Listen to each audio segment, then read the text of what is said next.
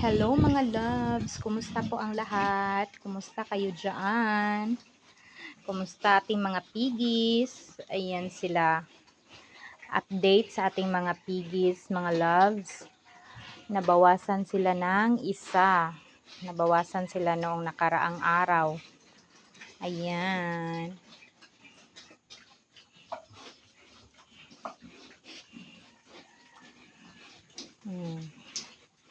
So, sana hindi mo na bababa yung presyo ng rasyon. Sana hindi mo na bababa yung presyohan ngayon ng ating mga alaga. Para makahabol din tayo.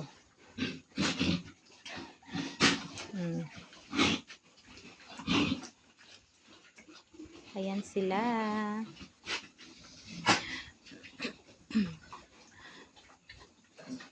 So, nung nakaraan, yung kinatay natin ay 42 kilos lang for 2 months.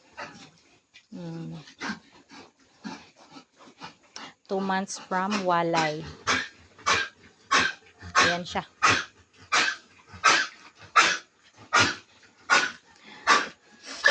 Nabilaukan dahil sa sobrang busog. Ayan, ano yan? Hindi nyo nga inubos yung pagkain nyo.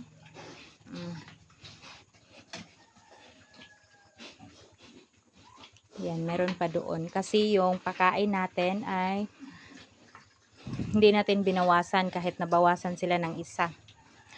So, yung pagkain na binigay natin, yung dami ng pagkain nila ay parang sa 9 na, ano pa yun? 9 na alaga, 9 na baboy.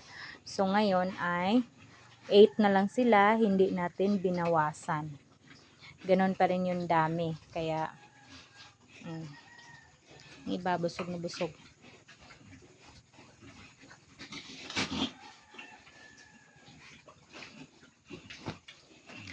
So, sana, walang magbago sa presyuhan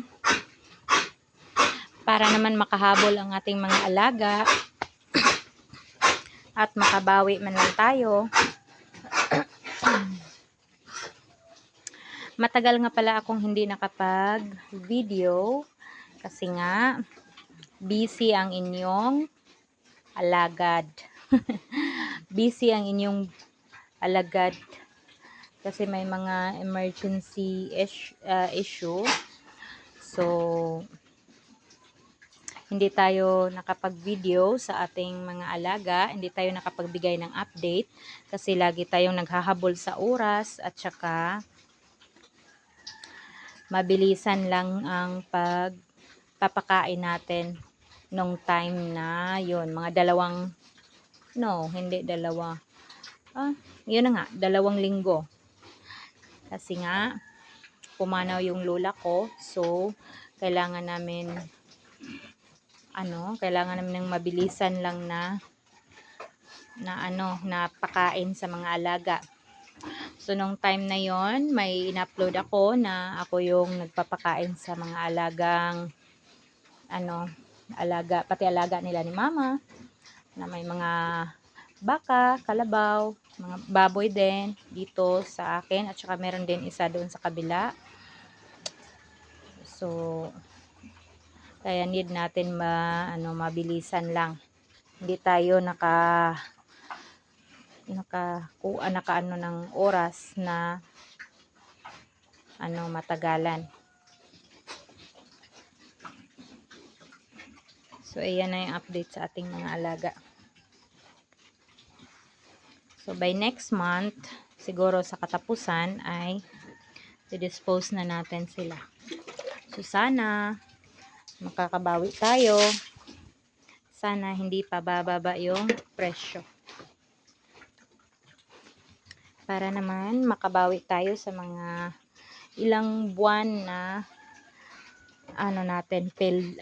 tawag doon, pildi. Pildi yung tawag doon sa ilang buwan na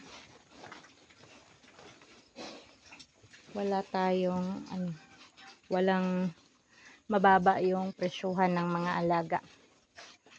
Yung mga nakaraan. So,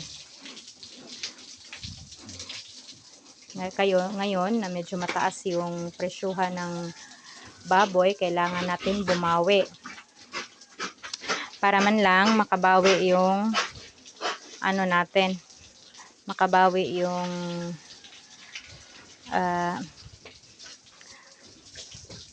makabawi tayo sa mga ilang buwan. 2 times din tayong walang matinong na halos lang, bawing-bawi lang. Minsan matatalo pa nga. So isang beses lang tayo makapag maka-jackpot, maka-jackpot sa presyo. Kasi sa pag-aalaga, para lang tayo nitong nag-aalakan siya. Para ka lang naghuhulog-hulog na hindi talaga totally na may malaki yung tubo. Ganun. Kasi hindi naman all the time na maganda yung presyohan. Maganda yung bintahan. Yung baga sakto lang. So ngayon, yung presyohan ngayon ay makakabawi yung mga hog raiser dito.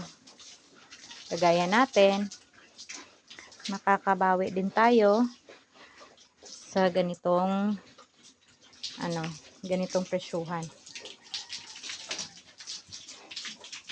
Hindi naman totally na malaki yung kikitain kasi maliit lang naman yung farm natin.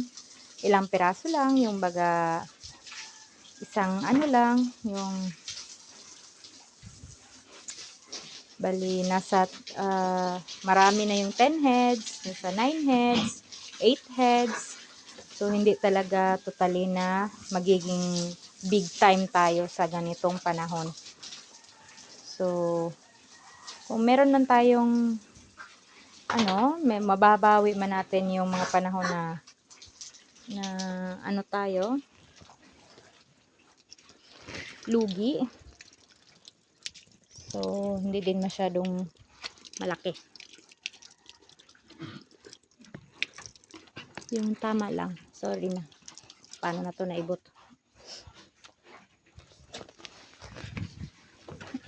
Nakahugaw na ko. Ang putik pa kasi dito. Kasi nga, laging umuulan, di ba? So,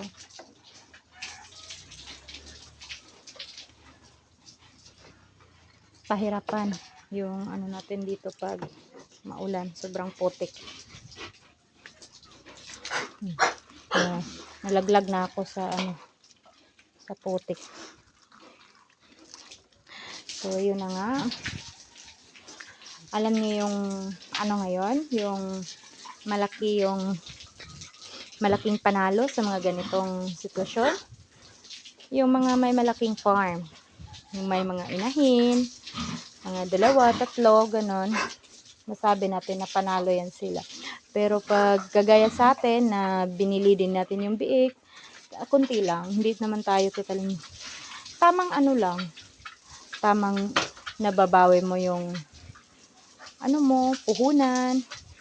Meron kang konti, yung meron kang masasabing kita konti, ganun. Pero hindi talaga masabing kalakihan. Kasi nga kahit na mahal yung kuha ng baboy, mahal din yung biik. Ganun. So kung masabi ng iba na ngayon yung ang ganda ng ang ganda ng presyo ng baboy, tiba-tiba ka, hindi.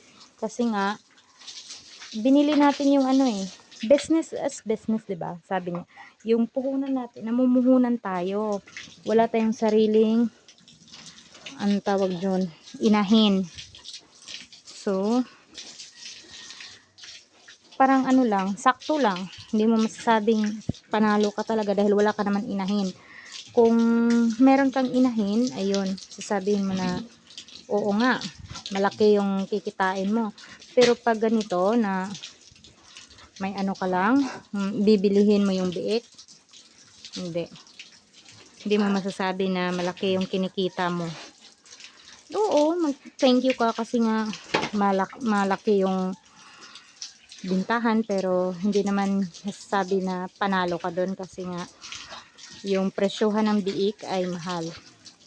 4K yung isa, so ano talaga, yung tama-tama lang. Para ka lang nag-aalakan siya. Ganun lang yun.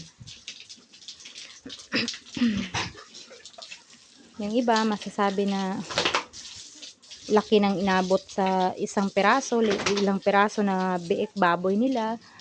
Pero kung kwentahin mo talaga yung yung gastos, talagang lang, parang bawi-bawi lang. Hindi mo masasabi na panalo ka talaga kasi bili mo yung biik. Sabi ka nga, lalaro din to ni Merome, oh. Ganun yung buhay ng hog racer. So, mas maganda talaga pag meron kang inahin. Kasi kahit na pagdating sa panahon na mura yung presyohan, ay hindi ka masyadong talunan. Kasi nga, may sarili ka mang inahin, hindi ka bumibili ng biik. So, pagdating din sa mahal yung bintahan, ay talagang makikita mo yung yung kita mo. Maano mo talaga na kumikita ka. Pero sa ganito, na binili mo yung biik, hindi. So, yan lang.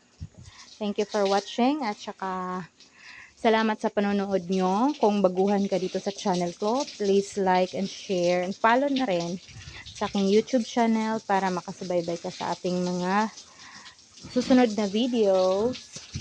Bye-bye!